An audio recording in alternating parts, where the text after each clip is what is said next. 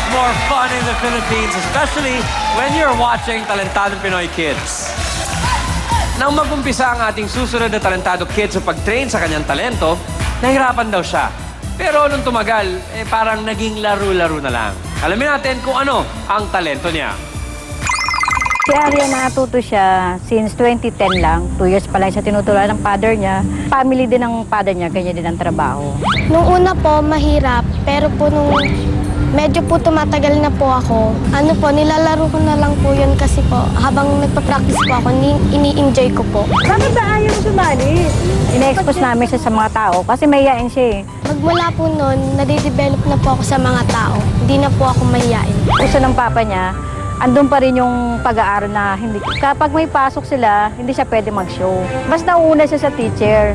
Ayaw niya nang pupasok ng umaga na. Para po yung ibang assignment na hindi ko po nagawa sa bahay, magagawa ko pa rin po sa school. Kaya po ako pumapasok ng maaga. With a true talent for flexibility, get ready for Arian Silverio, simply Arian.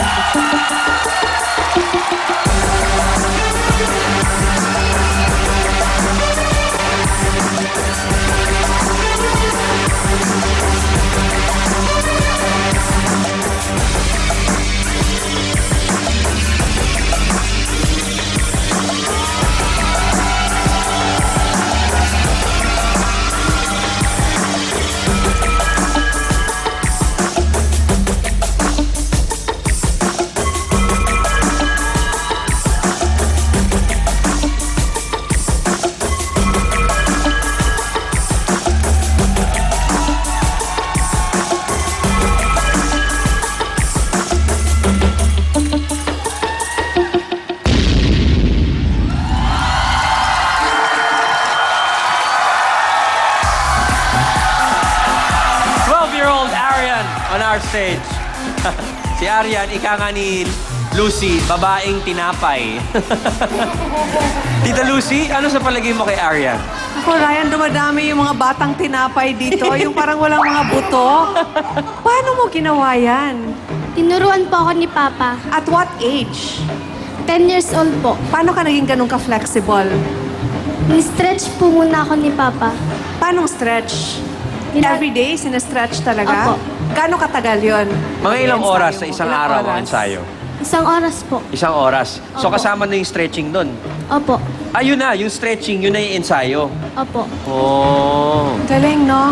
So siguro para sa parang it's a lesson that we all can learn na pag may gagawin tayo, hindi yung one time, big time, aralin natin, tas bibitawan. Parang siya, everyday, hinuhone niya yung skill niya. And kitang-kita namin kung gaano kapulido at gaano kakomportable sa ginagawa mo. Good job. Thank you po. Thank you, Tita Lucy. And Chonggo, Uy, ikaw pare, sa pagbabaging mo, tuwing kailan ka nagpa-practice? pagbabaging, 1 oras din, araw-araw. Pero Ariana, alam mo, marami na akong napanood na contortionist.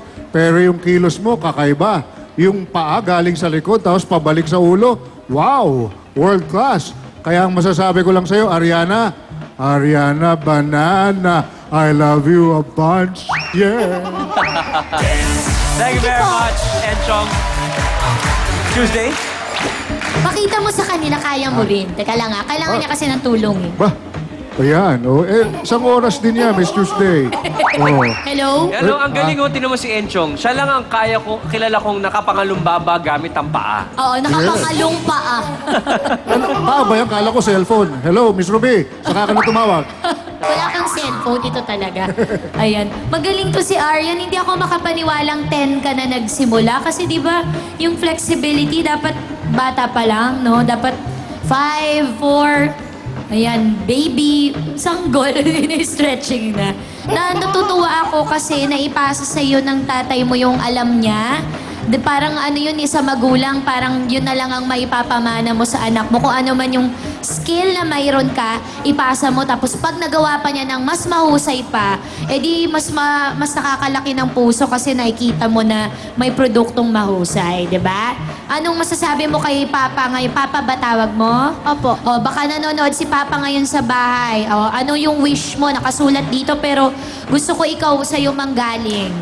Sana po bigyan pa po siya ng maraming lakas sa katawan po. O, ayan. So, wag ka na malulungkot kahit si tatay na sa bahay, nagpapagaling at hindi ka nasamahan. Nandito naman si Mama para tulungan ka, no? So, congratulations, Aryan. Salamat sa iyong pag-perform. Thank you po. Thank you, Tuesday. Tita Kay. Te na lang, te. Oo, Tekay. tekay, te. Te, ano na, Yung te? maraming H, ha, te. Alam mo, mahusay ka. Ang dami mo kinalang ganyan. Yung mga gusto maging, extortionist. Iba yun, iba Ay, yun. sorry. Mali pala. Contortionist. Yan. Kasi malapit pa sa may nist. Oo, nakakatuwa kasi ang galing mag-balance. At yung pag-balance sa ganyan, it takes a lot of practice. Ang galing, na-maintain mo, parang bangko lang, maintaining balance. Ang galing. Pero mahihain ka talaga, na, sabi nga Susil, kita-kita ko sa mukha mo talaga parang kinakabahan ka ba? Konti po. Pero I'm sure yung tatay mo ngayon ay proud na proud sa'yo. Kaya good luck, Iha.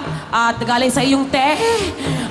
Sana pagpatuloy niyo yan at I wish you all the best. Yung iyong pamilya, sana magdire-diretso ang inyong pag-unlad patungo sa pinakamagagaling na contortion sa Pilipinas. Wapa! Thank you po. Maraming salamat, Tekay. Arian, thank you very much. Huwag ka na kabahan. Tapos na yung laban. Judging na lang, okay?